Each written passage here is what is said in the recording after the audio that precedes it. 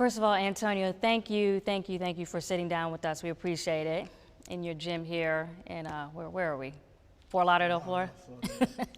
Can you just describe what it's been like for you to be out of the NFL for 138 days since your last and only game with the Patriots, September 15th last year? Well, it's been a little emotional. You know, anytime you don't get a chance to play a game that have narrowed my focus, allowed me to tune out a lot of distractions and be able to achieve my goals as far as being a good player. So having the game taken away from me that many days, been a little frustrated emotionally, but I think I just miss playing. What impact has just being away from the NFL had on you personally, or just even your life outside of football? I just think you get so involved with football, so emotionally attached. So not being able to play, you know, had me a little bit agitated, a little bit aggressive. What do you mean by that? What do you mean that it has you agitated a little bit? I think when you deal with different frustrations in the world, you know, you could go out on the football field and get away from it. You know, with practice, with games, in those 60 minutes, you know, you kind of just narrow out your focus to be the best in that moment, and nothing really matters outside of it. So when you're so used to that with playing so long and not being able to play, you know, it's kind of having to have a positive transition. And how do you feel like those agitations have played out? It's kind of not played out so good for me, you know, with my emotional reactions on a lot of circumstances and situations that I probably could have handled better. And we'll get into that. What ways do you potentially, you know, or what ways do you feel misunderstood, if at all? I feel like people, we all react emotionally sometimes when things happen, but people don't really know what led up to an emotional reaction, you know, what I've been through or, you know, what I'm facing to know why an emotional reaction entails, you know. So I think people just see some things one-sided and don't know, like, the full well-rounded where I came from or what I've been through to be at that stage of emotion. And I've heard you allude to that sometimes in your IG posts or when you go live, when you talk about people don't understand some of the things that you've been through. What do you mean by that, though? I mean, I think at a later point, you know, hopefully I can share those things. So is that something that you don't want to go into now? Are you talking about, you know, things that you've gone through, whether it's in your childhood or what have you? I mean, would like for you to elaborate, but is that what you mean? Absolutely. You know, I kind of give people a well-rounded story of my story, you know, what I've been through and what made me react and what got me in the position where I'm in right now. Does that any of that have to do with your relationship or lack thereof with your parents? I just think it comes from decisions that I've made to put myself in this point. Interesting. In what ways do you feel like Antonio Brown is different from the AB persona? Well, you know, AB is just, you know, the football player. Antonio Brown is who I am. And do you feel like the AB persona has gotten any larger than you would like? Absolutely. You know, and that's what got me in this position.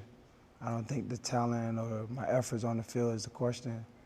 Is the narrative that's being created about me and some of the things that's being said about me, some of the emotional things I have done, you know, that play into that as well. So I think people have been able to see, like, half of the story. So let's get into that a little bit. You have several accusations from various women involving incidents of sexual misconduct that range all the way up to rape. Did any of that happen? No, we can't really speak on it from that term, but no, you know, that's not who I am or what I stand for. So does that count as a outright all denial, you know, towards any of the allegations that you would like to, you know, put forth, you know, right here in this setting to everything that's been said against you? Yes. Okay. And just so I can be clear, okay, for the people out there, okay, Brittany Taylor has accused you of rape. To that you say? No. She also has accused you of expressing yourself on her, just to be specific. That's ejaculating on her. Did you do that?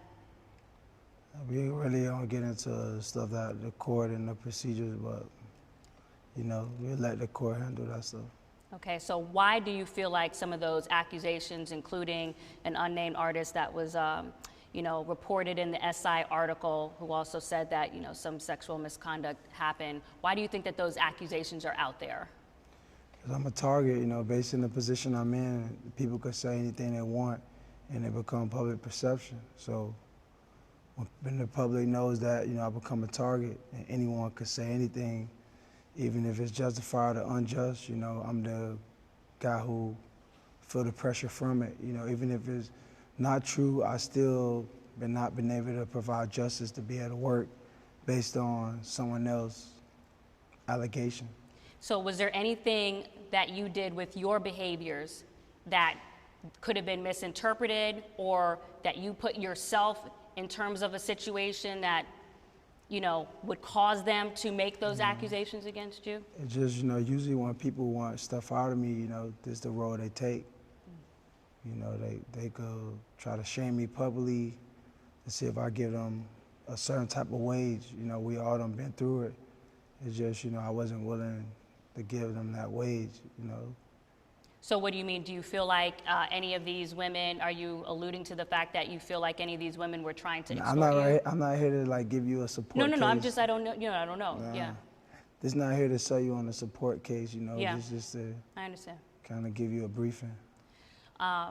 Is there anything that you feel like you could have done different to not have been in the situation that you were in with some of these women? But like, you know, I'm not in a situation with any woman. You know, I got kids from a lot of mothers and good women. You know, just this assumption over my life that when you become successful, people can say, you know. Mm-hmm. So why do you feel like you're out of the NFL? I mean, that's not my focus, you know, right now. My focus is get back to NFL, so we're not trying to like worry about, you know, being out of the NFL. And I just want to also give you an opportunity to discuss if you feel like there are any accountabilities that you have or anything that, you know, you could have changed or done differently to not been in this position. I think I could really express my emotion the right way when I get frustrated. So being able to express myself in a positive way when things are not so positive. So being able to really channel emotion, because we all have emotion. You probably did something when you was emotionally mad or made a decision that you probably shouldn't have. And I think that was the case of me over the last season. You know, from knowing different experiences, different things I noticed when playing. You know, had me emotionally react and made it rub, you know, a lot of people the wrong way, and allow me the opportunity to, you know, get embraced by anyone in the NFL. So you met with the NFL 2 months after you were released from the Patriots. What was important for you in that meeting to get across then, Antonio? That we're not hiding from anything. You know, we here to follow the procedure, whatever protocol, to get back on track to play. And that was their procedures, and that's what I followed. What did you discuss? Anything that you want to share that you discussed in that meeting that you felt like was important? I mean, just let them drill me on whatever they have for questions from either parties. And, you know. And why do you feel like it took so long for the NFL to meet with you? I guess it's the NFL procedures. When stuff out of your hands, you just gotta wait on the process of how they conduct things. Has that been frustrating for you? Of course, you know, everyone's given a deadline or some kind of validation, or, you know, we never got any type of. Yeah, because I mean, one thing it does seem like, for when you're comparing this to other cases, it does seem like some of those cases have been decided upon a lot quicker, and this has extended into, we're now days away from the Super Bowl, and you still have no answer. Yep. So, you know, how have you dealt with that? You know, it's all about just, you know, keeping faith with the unknown, you know, just having a positive expectation, having hope, just keep hopeful and just, So in the last few weeks, you've shared a lot of your life on social media, like you've been doing for a while now, good and bad. Why do you do that? So I feel like people don't really understand, the day-to-day life things that you go through or what it's like to be me. So sometimes I try to give the fans an in-tune perspective of, what it's kind of like, Everywhere I go, someone puts you on camera, so it's just constant in your face, the camera's always rolling. Do you ever feel like you do it too much? It's never enough. You ever feel like it's impacted you negatively? I just think, people, there's a lot of envious and jealousy, it's a incurable trait.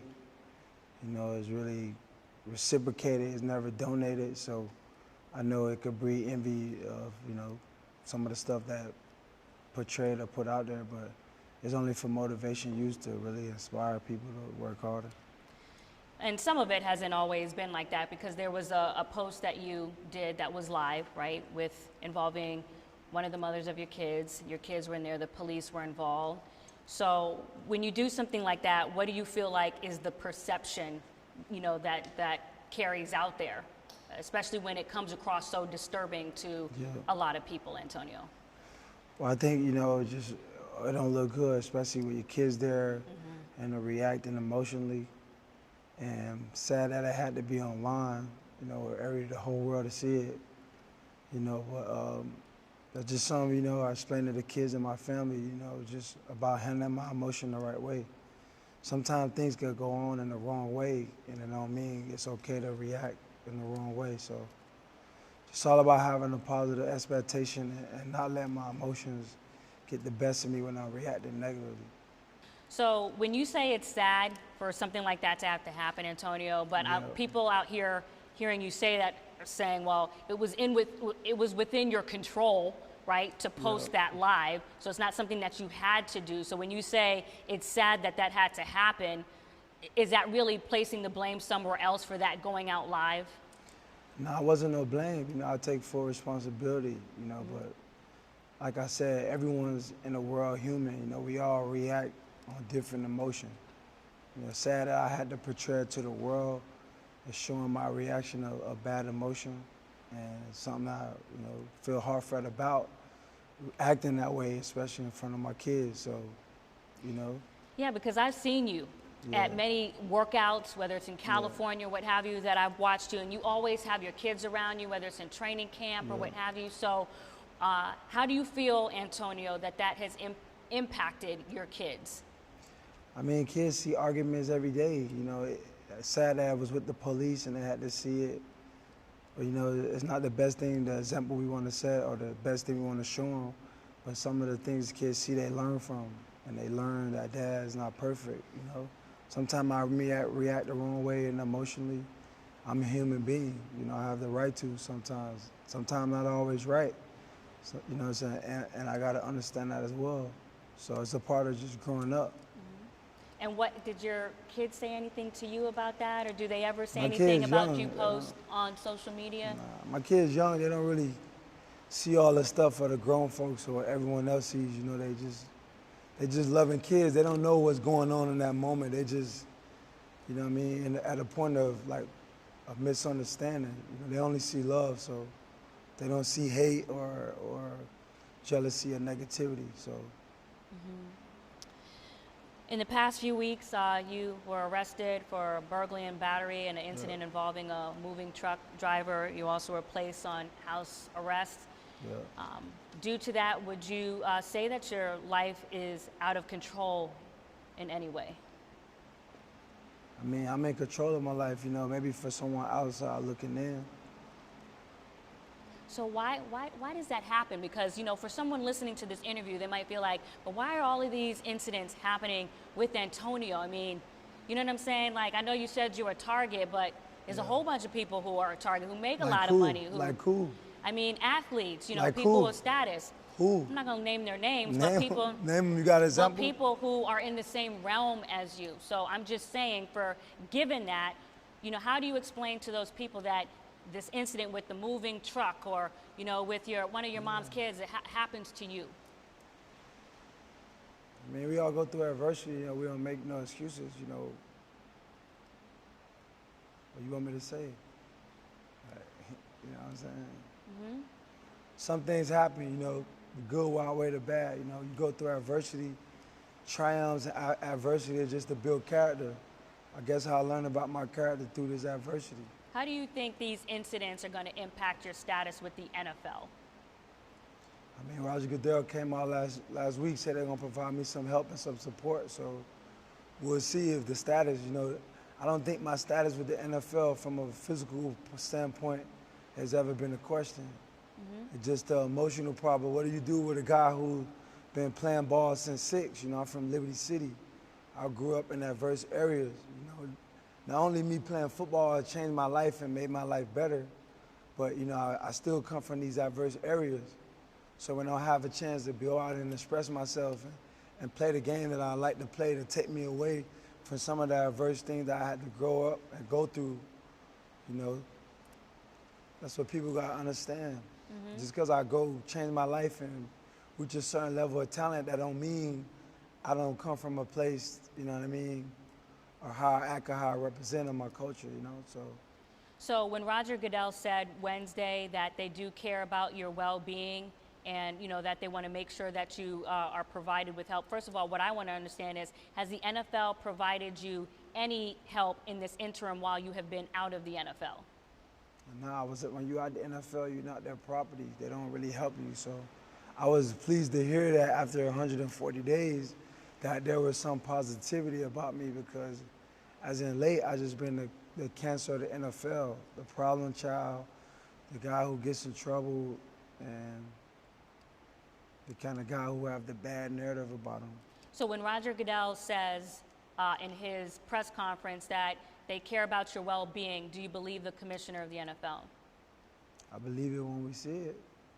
But to clarify, you haven't gotten any of that yet in terms of any help? Yeah. Do you feel like you need help?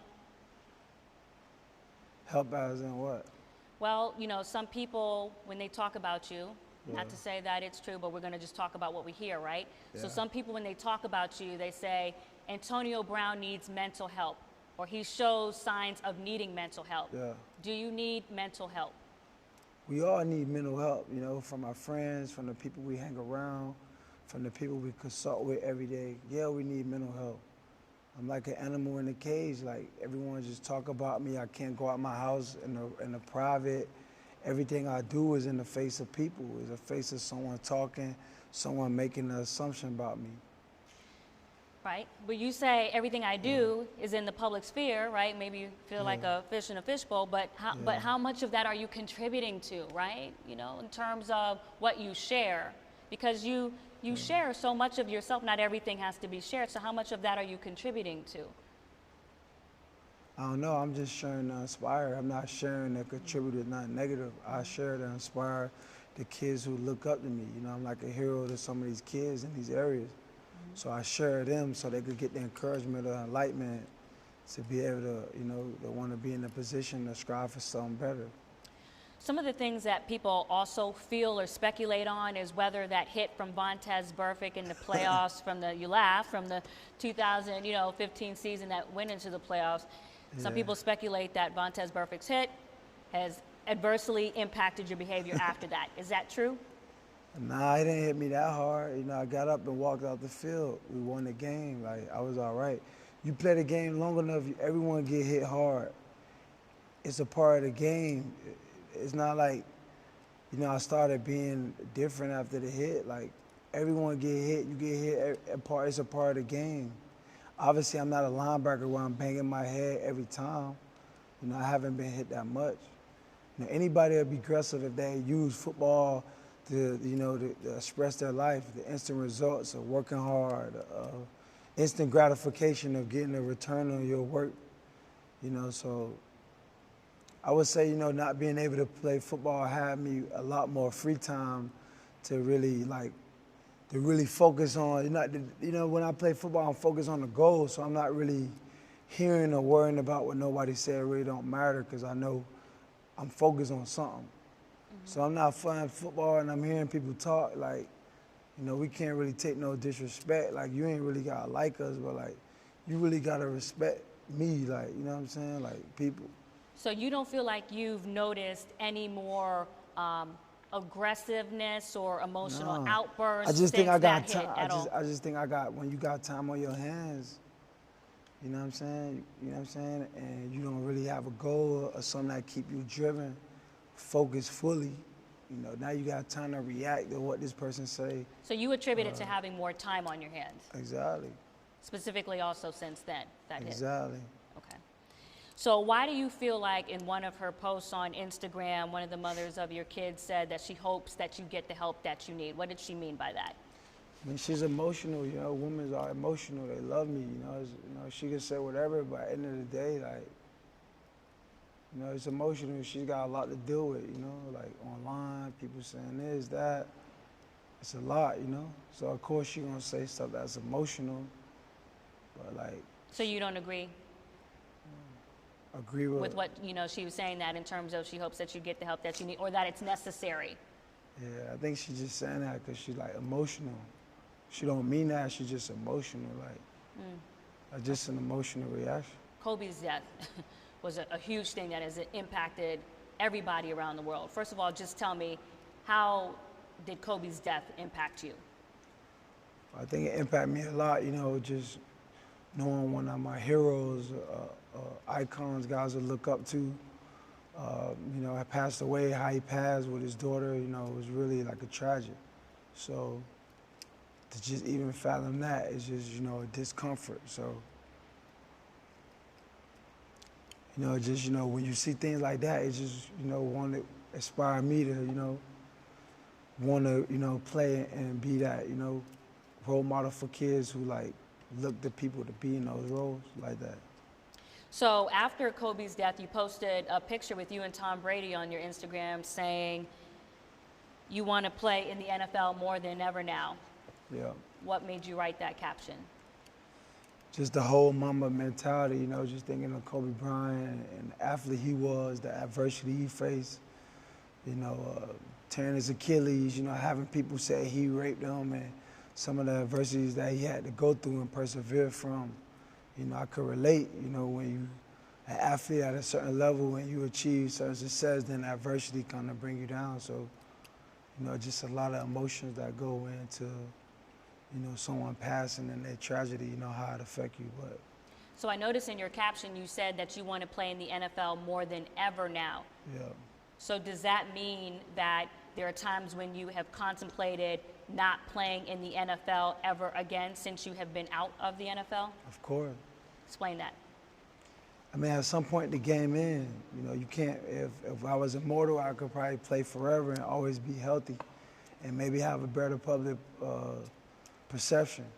But it don't work like that, you know, so when you're not able to play for 140 days, you got to try to transition to other things. And, you know, as a player, when you're used to playing and, you know, your ego, like, yo, you could do it, and so much stuff kick in.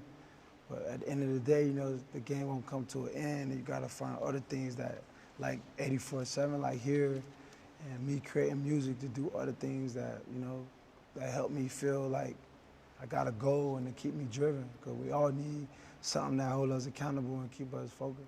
And it's not just that too, but what I guess I'm specifically getting at is any point that you've been out of the NFL, have you considered just abruptly retiring? I feel like I don't want to retire. You know, I got a lot left in me that I could put out, but you know, there's always some thoughts about it. And what can you share about your relationship with Tom Brady, including, you know, during your time here, Super Bowl week in Miami, Florida? I really can't share nothing, you know. Yeah. You want to keep that to yourself? There's not really nothing to share. Okay. Do you still have an ongoing relationship with Tom? I'm just keeping my finger crossed, you know, hopefully I could play with him next year. So you would like to play with Tom Brady next season? If possible.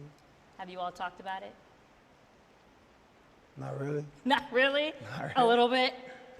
Come on, Antonio. I don't know where he's going, so we'll see like when he figure it out. So regardless of not knowing where Tom Brady is going, once he goes somewhere, because he has indicated he wants to continue to play, have you and Tom Brady talked about potentially playing on the same team?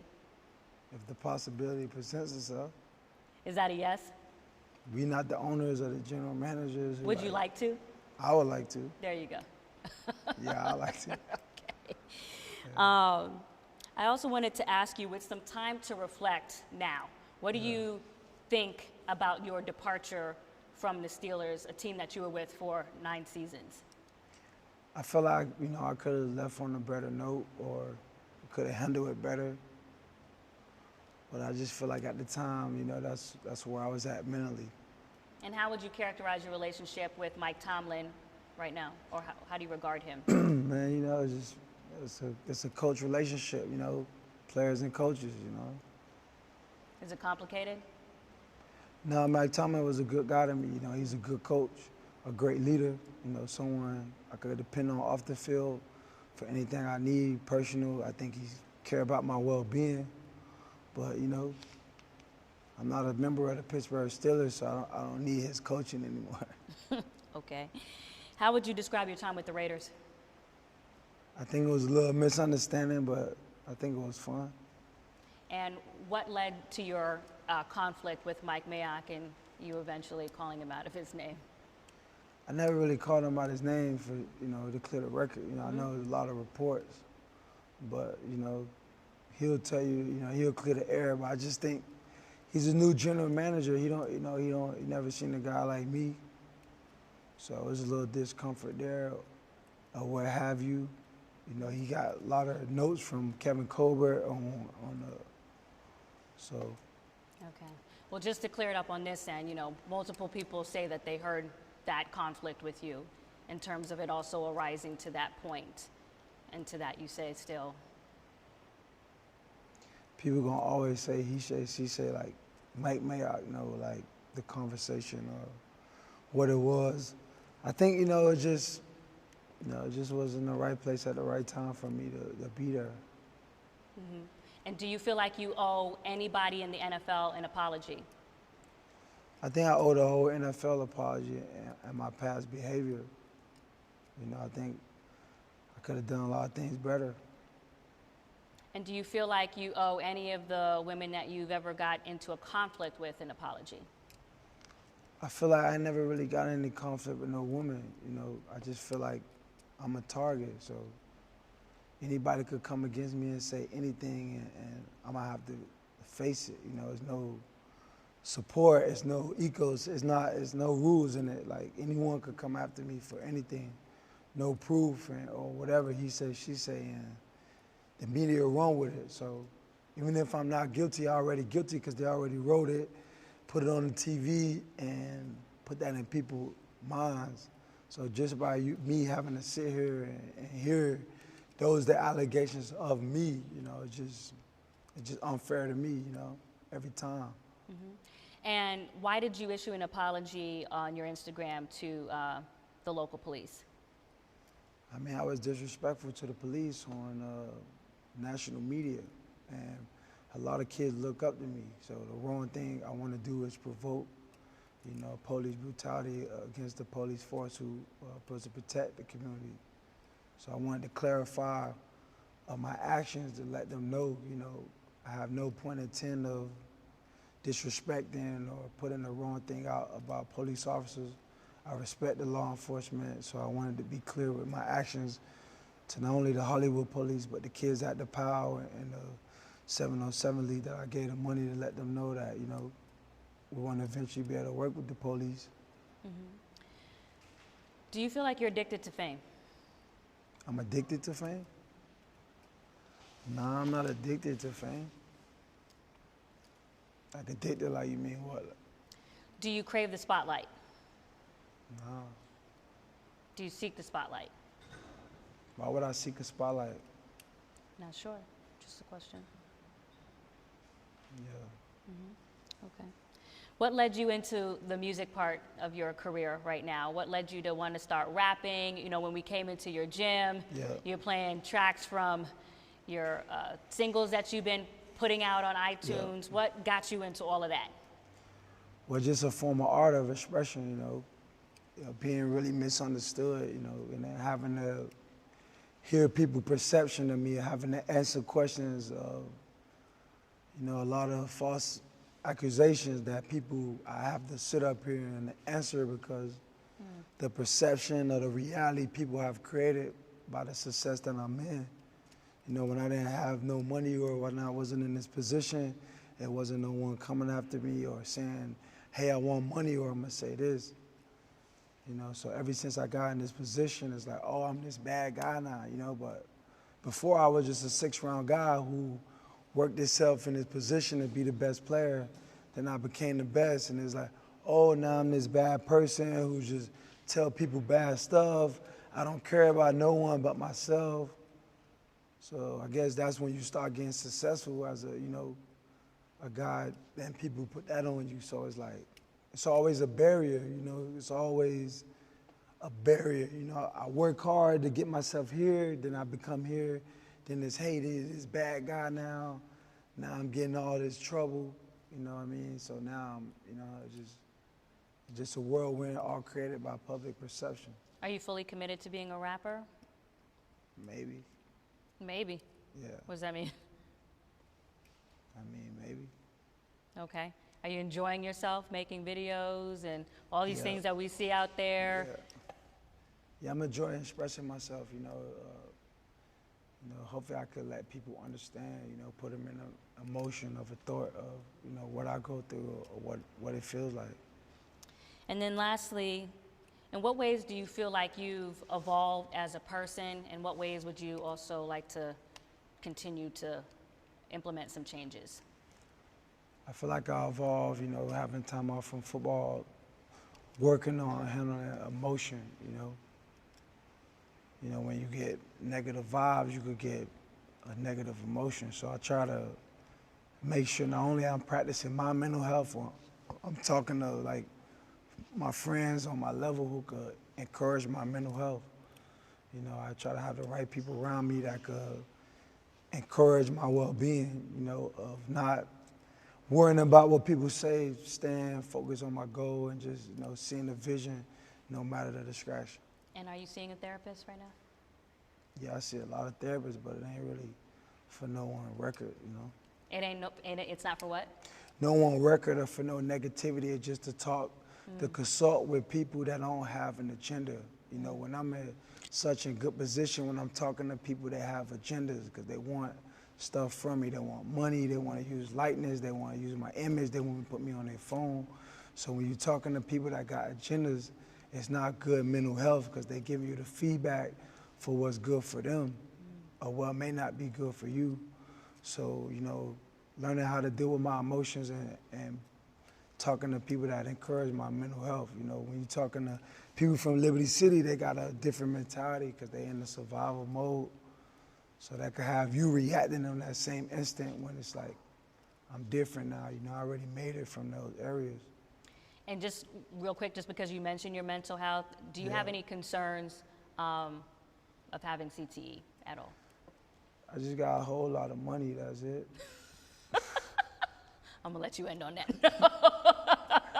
Yeah, Unless you want to clear that up anymore. that's the single, So you don't feel like you have CTE, you're not concerned about it? Nah, if I had CTE, I wouldn't be able to have this beautiful gym. I wouldn't be able to be creative.